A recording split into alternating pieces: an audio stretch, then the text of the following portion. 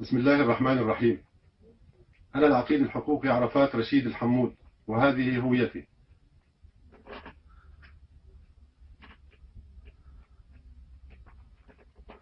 أعلن انشقاقي عن الجيش العربي السوري بعد أن تحول إلى عصابة بيد النظام ترتكب أفظع الجرائم، تقتل النساء والأطفال والشيوخ، تنكل بالمواطنين العزل.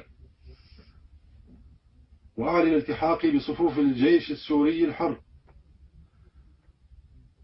إنني أدعو الضباط الشرفاء إلى تحكيم ضمائرهم بأن لا يكونوا أداة بيد النظام لقهر المواطنين.